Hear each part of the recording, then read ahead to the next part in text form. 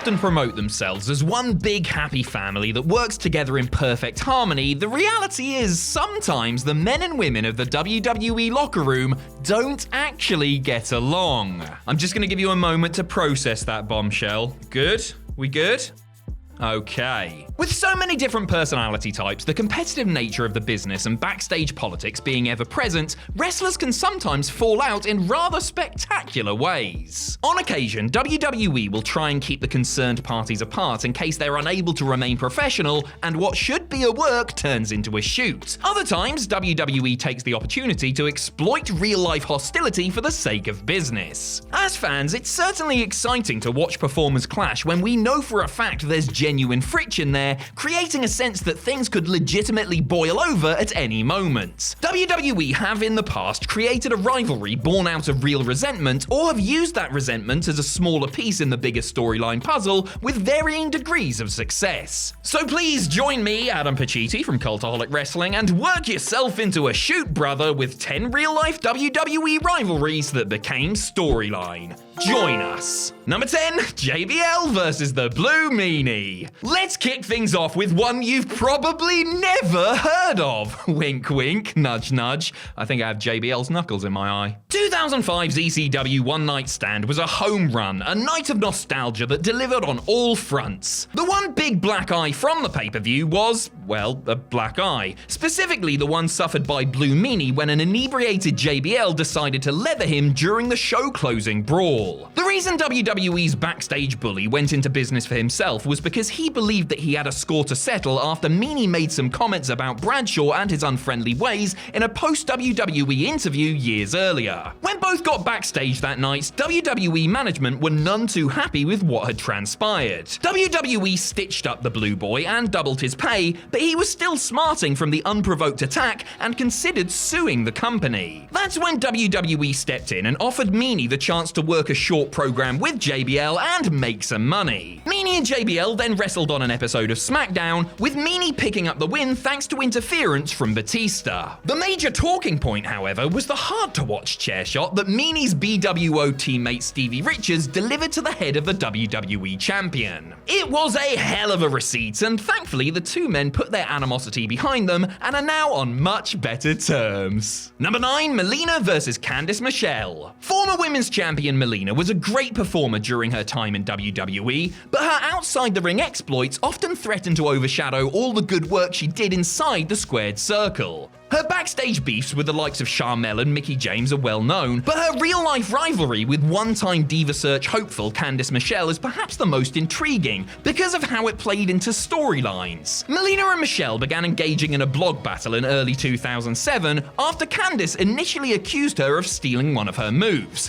and, well, it all escalated from there. The gist of it was that Melina felt like she had earned her spot since she paid her dues on the indie scene, while the GoDaddy girl was pure Hollywood and just wanted to be on TV and didn't deserve her opportunity, etc, etc. Candice felt as though she wanted to get better as a wrestler and that Melina's unpleasant backstage behavior was uncalled for. It was all very she said, and they almost got into a real fight during a house show bout on the back of it. Sensing an opportunity, Vince McMahon partnered them together in an on-screen feud. It was when working against one another in their program that the two divas gained a new respect for each other, and they remain good friends to this day. Number 8, WWE versus WCW. The battle for rating supremacy between WWE and WCW in the mid to late 90s was as intense as any bout between The Rock and Steve Austin or Hulk Hogan and Sting. The Monday Night Wars were a volatile yet undeniably exciting time in pro wrestling, as Vince McMahon and Eric Bischoff did everything they could to put the other out of business. In the end, it was McMahon and WWE who won the war, buying WCW in the March of 2001. The original idea was to continue the WCW brand, with Raw becoming the WCW show and SmackDown becoming the WWE show. Then Buff Bagwell in his stupid hat went and got that plan cancelled, with WWE opting instead to run with the much anticipated WCW versus WWE Invasion feud. Though Bischoff and many of the other key players weren't involved, WWE versus WCW and then ECW retained an air of realism, and there were reportedly some issues between the wrestlers from each side, as many of the WWE guys weren't necessarily happy with a bunch of other performers coming into their locker room looking to take their spots, and the WCW WCW guys weren't happy with having to start from square one or getting their heads kicked in during matches. Over time, the feud was diluted to the point where it was basically just WWE versus WWE with a sprinkling of WCW and ECW in there for seasoning, but for the first couple of months, it made for great, realistic TV. Number 7, Batista versus Booker T. There are a couple of different layers to the issues between Batista and Booker T, but what it all boils down to is respect. The 5-time WCW champion was a locker room leader and felt that he had earned the right to say certain things after 15 years in the industry, including telling the Animal that he thought he was arrogant and didn't respect the business. Adding fuel to the fire was Booker's wife Charmel's issues with Big Dave's, close personal friend Melina, which resulted in Melina being taken to wrestlers' court. Things came to a head in the spring of 2006 when the roster were at a California mansion to shoot the commercial for SummerSlam. Booker called Batista out, and though Rey Mysterio tried to play peacemaker, bless him, words were exchanged and fists flew. Both men came out with cuts and bruises, but according to most reports from those that were there, Booker got the better of it. The unsavory scene played into their feud over the World Heavyweight title, with WWE.com even running a story on it, though both men were professional and their matches passed without incident. In the years since, both have stated that the tension had been boiling for so long and they simply needed to get it out of their system so that they could move on and work together, and they're now friends. Number 6, Sasha Banks versus Alexa Bliss. With every other example of a real-life rivalry that eventually became storyline, there is typically an event or series of events that can be pointed to as the catalyst for the heat. But with Sasha Banks and Alexa Bliss, I honestly don't have the foggiest what sparked their mutual dislike of one another. It's mainly the boss who has spoken out about how she doesn't get along with Bliss, saying how she felt that she was fake and just in WWE as a stepping stone to other things. She also posted a screenshot that showed Alexa had blocked her on Twitter along with the caption, "You scared?" and appeared to take what looked like a cheap shot at her during a tag match, kicking her hard in the stomach while Bliss stood on the apron. Bliss herself hasn't said too much about her, other than acknowledging things Banks has said in the past and saying that as long as they can put that aside when it comes to working with one another, that's what really matters. Despite the aggro, the two have worked together extensively in both NXT and on mainstage WWE, and though their matches could tend toward the stiff side, there were no major incidents that we know of. Recently, Banks singled out Bliss as a potential tag team partner, perhaps signaling an end to their feud. Number 5, Matt Hardy versus Edge. You know what I was saying before about there being a catalyst for some of these grudges? Well, your long-term girlfriend cheating on you with one of your best friends while you're sat at home recovering from a major injury is quite the catalyst now, isn't it? Matt Hardy discovered the affair between Lita and Edge while he was on the shelf after undergoing major knee surgery, and to say he took news of the behind-his-back hanky-panky badly would be an understatement. Matt made it all public knowledge, disrupting WWE storylines and making his former flame and rival public enemies number 1 and 2. Hardy was fired for his conduct, which just made fan reaction more intense, and after a couple of months on the indie scene, WWE hired Matt back to work a program based on the treachery. In keeping with the tone of the thing, WWE presented the feud in a worked shoot style, with realistic physical exchanges and some acidic verbal attacks. A confrontation on WWE's internet show Bite This made for particularly uncomfortable viewing.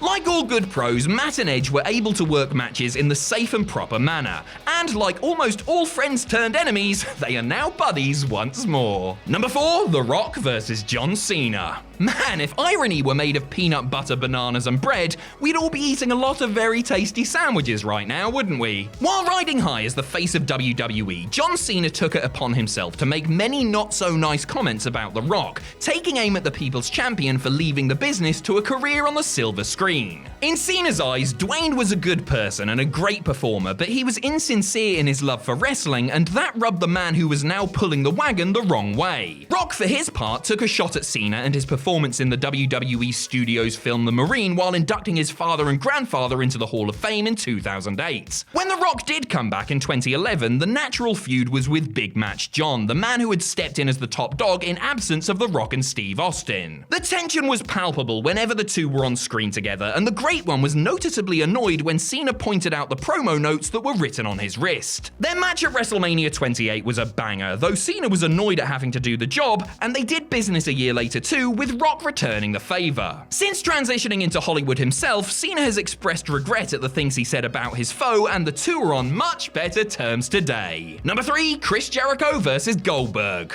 The rivalry between Chris Jericho and Goldberg originated in WCW, where Y2J was struggling to break through the glass ceiling, while the man had speared his way straight through it en route to winning the World Heavyweight title. Y2J began a program with Goldberg in 1998. The only problem was, Goldberg nor Eric Bischoff really knew anything about it, and though it got over, the powers that be refused to book a proper blow-off on pay-per-view, even if Jericho agreed to get squashed like a bug, instead quickly putting an end to it on a random Nitro with no build. This was one of the things that convinced the Ayatollah of Rock and Roller to leave WCW for WWE shortly after. When Big Burly Bill showed up in 2003, the heat had not subsided, and the two got into a backstage scuffle at Raw, with Jericho supposedly getting the better of it thanks to a well-timed front facelock. And just guess who one of Goldberg's first opponents in the company was. Luckily, he and Jericho buried the hatchet and managed to work with one another. Number 2, Bret Hart versus Vince McMahon. Vince McMahon and Bret Hart had something akin to a father-son relationship for a time in the 90s. The promoter and one of his top stars and champions, Bret and Vince developed a deeper bond over the course of their working relationship. But business is business, pal, and when the Excellence of Execution signed with rivals WCW and refused to drop the WWE title to Shawn Michaels at the 97 Survivor Series,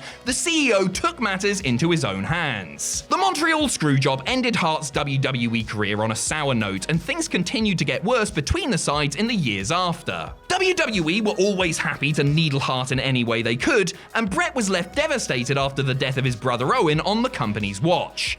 Incredibly, after years of discussions and rumors, Bret and Vince decided to work together again, first releasing a DVD retrospective of the Hitman's career, then inducting him into the Hall of Fame, and then finally bringing him back for a storyline. Almost 13 years after the events in Montreal, the two men worked a program based around the Screwjob, culminating in a match at WrestleMania 26. Well, matches being a bit kind to what it was, but I'm sure plenty people enjoyed watching Bret smash Vince with 836 chair shots before making him tap to the sharpshooter. Number 1, Ric Flair versus Mick Foley. Ric Flair and Mick Foley are two of wrestling's greats, but as far as style, personality, and characters go, the two men could not be more different. Flair was the larger-than-life suit-wearing playboy, while Foley was the humble family man decked out in a charity shop's finest. A clash of philosophies if there ever was one, the hardcore legend and the nature boy got into it over things that were said in print. Foley called Flair a terrible booker during his time in WCW in his first autobiography, while Nate branded Cactus Jack a glorified stuntman in his. Things turned physical backstage at a Raw taping in December of 2004, where Slick Rick threw a punch at his literary target, though the skirmish was broken up before a full fight could break out. Though Mick claimed that he wouldn't turn the situation into a storyline, the two worked a program together in the summer of 2006, complete with references to their books and the backstage fight, wrestling a number of matches against one another, including a brutal I Quit match at SummerSlam. Nowadays, the two Hall of Famers are, you guessed it, friends, and have worked together in both WWE and TNA without any problems. And that's a good thing, because if there's one thing we need less of, it's OAPs with scarred foreheads trying to beat each other up.